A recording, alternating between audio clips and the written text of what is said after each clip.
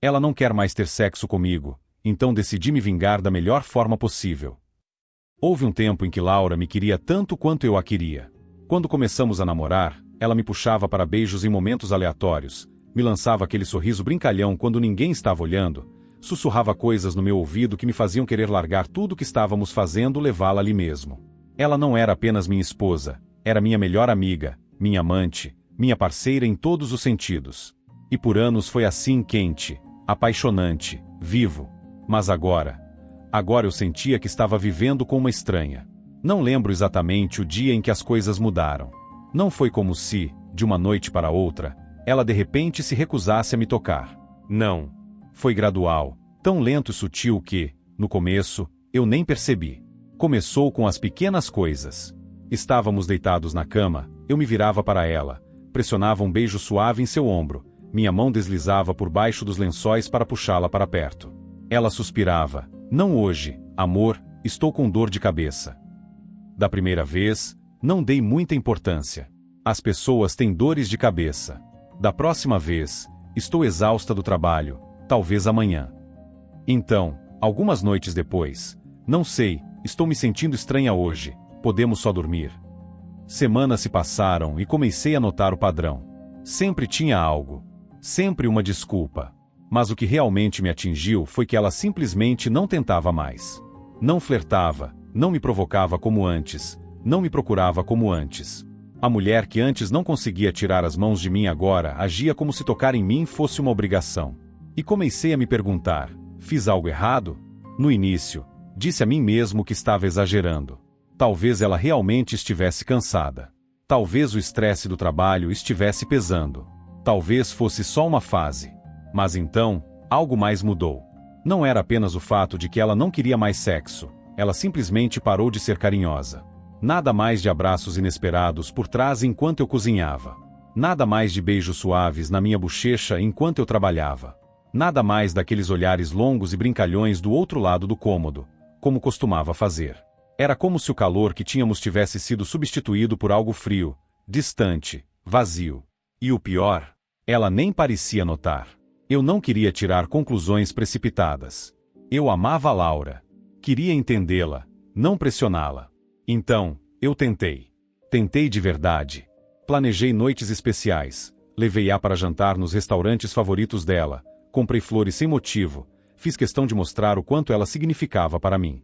Perguntei como ela estava se sentindo, se havia algo errado, se eu estava fazendo algo que a incomodava. Mas sempre que eu tocava no assunto, ela desviava. Não é você, amor. Só não estou no clima ultimamente. Isso acontece com casais. A paixão diminui, sabe? Podemos não transformar isso num grande problema. Essa doeu mais do que qualquer outra coisa. Não é um grande problema. Nosso casamento estava virando uma rotina. Estávamos nos tornando colegas de quarto em vez de amantes. Apenas duas pessoas dividindo um espaço, quase sem se tocar, quase sem conversar. E ela achava isso normal. Com o passar dos meses, a rejeição virou rotina. Parei de tentar tanto, porque todas as vezes que eu me aproximava, via a mesma expressão desinteressada. Tentava beijá-la, e ela virava o rosto no último segundo, deixando meus lábios caírem na sua bochecha. Tentava segurar sua mão, e ela afastava para checar o celular. Comecei a sentir que estava forçando algo que já não existia, como se estivesse correndo atrás de alguém que já tinha desistido do nosso casamento. E o pior, ela nem parecia se importar. Passei a me enxergar de forma diferente. Será que eu já não era mais atraente? Tinha me descuidado sem perceber? Me tornado chato? Comecei a malhar mais, a me vestir melhor, a me esforçar para parecer mais atraente. Mas nada mudou. Ela continuava me ignorando, continuava evitando a intimidade como se fosse uma obrigação. E comecei a me perguntar, se ela não está querendo isso comigo, será que está querendo com outra pessoa? Só de pensar nisso, meu estômago revirava. Não. Laura nunca me trairia. Certo? Lembro da noite em que realmente percebi que eu não era mais o homem dela. Estávamos deitados na cama, como qualquer outra noite. Virei-me para ela, deslizando a mão em sua cintura, tentando sentir algum tipo de conexão, algum sinal de que ela ainda me queria.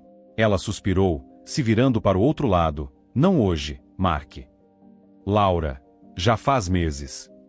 Minha voz estava calma, mas por dentro eu gritava. Ela soltou um suspiro longo, irritada. E daí? Você acha que sexo é a única coisa que importa? Aquilo me atingiu mais forte do que eu esperava. Não é isso que estou dizendo. Engoli em seco. Mas eu sinto sua falta. Sinto falta de nós.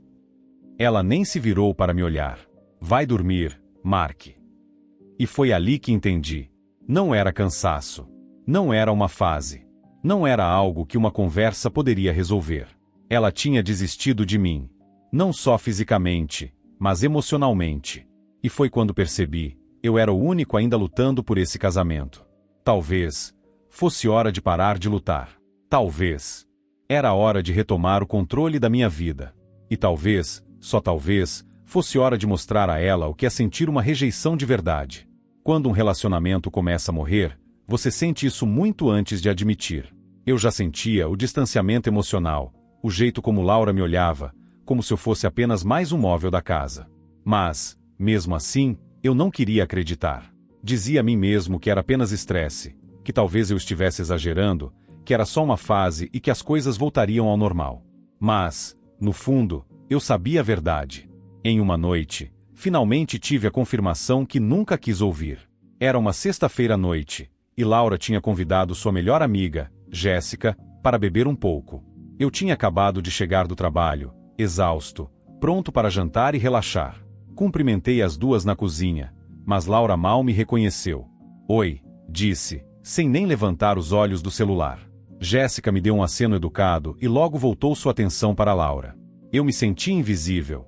Suspirei e fui para o quarto, resolvendo assistir TV e deixá-las conversando. Mas então, ouvi meu nome. O Mark ainda tenta, sabe? Ele ainda me quer, disse Laura, rindo. Jéssica soltou um riso debochado. Sério? Depois de todo esse tempo? Pois é, Laura respondeu. É exaustivo. Aquela palavra fez meu estômago se revirar. Dei um passo mais perto da porta, meu coração martelando no peito. Meu Deus, nem sei como você aguenta, disse Jéssica. Se eu não quisesse mais meu cara, já teria caído fora. E então, Laura disse as palavras que me assombrariam para sempre. Não é como se eu o amasse, Geis.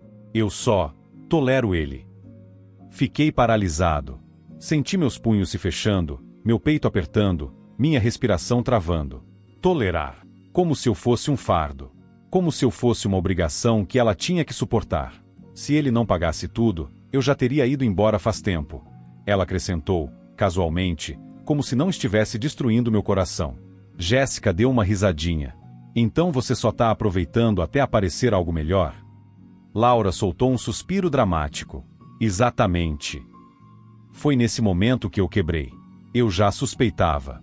Eu já sentia a distância, a rejeição, o jeito como ela me evitava, como se eu fosse um estranho indesejável dentro da minha própria casa. Mas ouvir isso em voz alta, isso era diferente. Era como uma faca cravada no peito, girando mais fundo a cada palavra. Ela não apenas deixou de me amar. Ela já não me respeitava nem como pessoa. Eu era apenas um colete salva-vidas. Um caixa eletrônico ambulante. Alguém que ela podia usar e tolerar até encontrar uma opção melhor. E o pior, ela fazia isso há meses. Talvez anos. Fiquei ali, congelado, minha mente girando. Eu poderia ter invadido a cozinha naquele instante, confrontado ela, gritado, exigido respostas. Mas algo me impediu.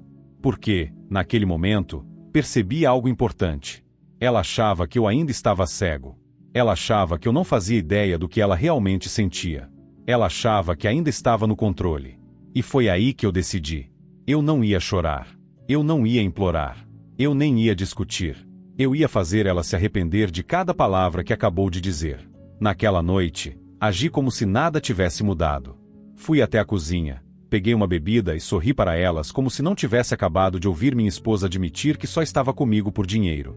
Estão se divertindo? Perguntei. Laura mal olhou para mim. Sim, só conversando. Jéssica, por outro lado, me lançou um olhar estranho, quase como se sentisse culpa. Bom, pelo menos uma delas tinha consciência. Me apoiei no balcão, tomando um gole da bebida. Sabe, Laura, eu estava pensando, a gente podia planejar uma viagem só nós dois. Quem sabe reacender um pouco as coisas. Vi o corpo dela enrijecer completamente. Ela forçou um sorriso. Oh, isso parece bom, amor. Falamos sobre isso depois, tá? Mas eu vi a mentira nos olhos dela. Ela não tinha intenção nenhuma de ir a lugar nenhum comigo. Porque, para ela, eu era só uma situação temporária. Alguém para tolerar até encontrar alguém mais rico, melhor, mais interessante. Ela achava que tinha todo o tempo do mundo para me deixar no momento certo, do jeito que fosse mais conveniente para ela. Mas o que ela não sabia, eu já tinha decidido deixá-la primeiro. E eu ia garantir que ela saísse sem nada. Naquela noite, enquanto Laura dormia ao meu lado na cama, fiquei encarando o teto, minha mente fervilhando de pensamentos. Ela achava que eu era cego para a verdade. Ela achava que eu continuaria bancando a vida dela enquanto ela secretamente me desprezava. Mas isso estava prestes a mudar. Porque, a partir do dia seguinte, ela ia sentir na pele o que era uma rejeição de verdade. Ia saber como era ser invisível. E quando eu finalmente a deixasse, ela não teria mais nada. Ela passou meses me rejeitando. Agora era minha vez. E, em breve, Laura perceberia algo que nunca esperou. Ela estava tão focada em encontrar um homem melhor que nem percebeu o momento em que se tornou a mulher que nenhum homem jamais iria querer novamente. Porque, quando eu terminasse, ela não perderia apenas a mim. Ela perderia tudo. Alguns homens desmoronam ao descobrir que a mulher que amam não os respeita. Alguns imploram por afeto, por respostas, por uma última chance de consertar tudo. Outros explodem de raiva, gritam, discutem, exigem explicações. Mas eu não fiz nada disso. Porque, no momento em que eu vi minha esposa admitir que só me tolerava pelo dinheiro, algo dentro de mim mudou para sempre. Eu não queria ela de volta. Eu não queria suas desculpas. Eu nem queria vingança, pelo menos não da maneira tradicional. Eu queria que ela entendesse o que era uma perda real. E, diferente dela, eu não ia anunciar isso ao mundo. Eu ia agir em silêncio, até o dia em que ela acordasse e percebesse que não tinha mais nada. A primeira coisa que fiz foi tirar o conforto dela. Laura construiu sua vida na certeza de que eu sempre estaria lá, sempre pagando, sempre sustentando. Então, comecei a fazer mudanças sutis, do tipo que ela não perceberia de imediato. Mudei todas as minhas economias e minha renda para uma nova conta bancária, uma que ela não podia acessar. Removi o nome dela de todas as nossas contas conjuntas. Comecei a cancelar, aos poucos, cada serviço do qual ela dependia sem avisá-la. Certa manhã, ela tentou marcar um horário no salão de beleza. O cartão dela foi recusado. Mark, tem algo errado com a conta, disse, com a voz carregada de confusão. Olhei para ela calmamente, sem expressão. Precisei fazer algumas mudanças. A situação financeira está apertada agora. Ela franziu a testa. Apertada? Mas você recebeu um bônus no mês passado. Dei de ombros. Sim, mas precisamos começar a economizar. Você também deveria controlar seus gastos. O pânico nos olhos dela foi sutil, mas estava lá. E aquilo era só o começo. Durante meses, Laura me rejeitou, me ignorou, me evitou, me fez sentir como um peso dentro do meu próprio casamento. Agora era a vez dela. Parei de falar com ela, a menos que fosse absolutamente necessário. Sem bom dia. Sem conversas casuais. Sem qualquer esforço para interagir ou reconhecê-la. Quando ela reclamava, eu apenas assentia e murmurava um HM, antes de voltar a mexer no celular. Ela começou a notar a mudança. Mark, por que você está agindo assim? O que você quer dizer? Eu respondia, fingindo não entender. Você mal fala comigo. Dei de ombros. Achei que era melhor parar de te incomodar. Você nunca parecia interessada em conversar antes. Os olhos dela brilharam com alguma coisa, culpa, frustração, talvez ambos. Pela primeira vez em muito tempo, ela parecia incomodada. E isso era só o começo. Laura sempre se orgulhou do seu status social. Sempre agiu como se fosse melhor do que eu. Como se merecesse um homem mais rico, mais emocionante. Então, comecei a virar as pessoas contra ela. Como? Simples. Passei a ir sozinho para os eventos sociais. Festas do trabalho? Sozinho. Encontros com amigos? Sozinho. Visitas à família? Laura está ocupada. As perguntas começaram a surgir. Cadê a Laura? Ela não tem se sentido bem ultimamente, eu dizia, casualmente.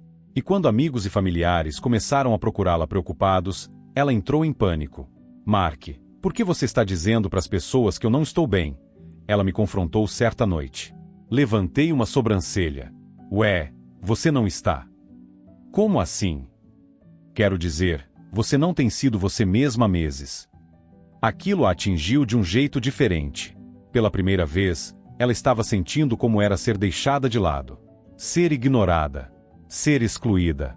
Ser um fantasma na própria vida. Agora que ela estava emocionalmente destruída, era a hora do golpe final. O que iria acabar com tudo de vez. Eu disse que queria o divórcio. Sem brigas. Sem discussões dramáticas. Apenas uma declaração simples, durante o jantar. Laura, acho que devemos seguir caminhos separados. Ela me olhou completamente atordoada. Espera, o quê? Os dois sabemos que isso não está funcionando, respondi, calmo. Já falei com o advogado. Vou me mudar em uma semana. Você deve começar a pensar nos seus próximos passos. O rosto dela empalideceu. Mark, eu pensei que estávamos apenas passando por uma fase difícil. Podemos consertar isso. Eu ri. Simplesmente ri. Você teve meses para consertar, Laura. Você escolheu apenas me tolerar. Mas agora, eu não te tolero mais. Ela desabou em lágrimas. Tentou implorar, pedir desculpas, me manipular de todas as formas. Mas eu já tinha terminado. E o melhor de tudo, ela não tinha nada. Sem economias. Sem plano B. Sem segurança. Eu havia transferido silenciosamente todos os bens para o meu nome. A casa, minha. O carro, meu. As finanças, todas bloqueadas, fora do alcance dela. Ela achou que poderia me esgotar até o fim. Em vez disso, foi ela quem ficou sem nada, falida, sozinha e sem ter para onde ir. Laura não tinha emprego, dinheiro ou qualquer plano. Passou anos vivendo às minhas custas, assumindo que eu sempre estaria lá. Agora, estava ligando para amigos pedindo um lugar para ficar, lutando para pagar até suas necessidades básicas. Finalmente, ela estava sentindo na pele o que era estar verdadeiramente sozinha. E eu estava prosperando. Consegui um apartamento melhor, um recomeço. E o peso de um casamento sem amor saiu dos meus ombros. Comecei a sair novamente, a conhecer mulheres que realmente me valorizavam. Me reconstruí, mais forte do que nunca. Meses depois, um dia, encontrei Laura em uma cafeteria. Ela estava diferente. Sem confiança. Sem arrogância. Não era mais a mulher que agia como se fosse boa demais para mim. Ela parecia desgastada. Cansada. Completamente destruída. Olhou para mim, com os olhos cheios de algo próximo ao arrependimento. Mark, eu sinto sua falta. Eu sorri de lado. Eu sei. E então, simplesmente me afastei.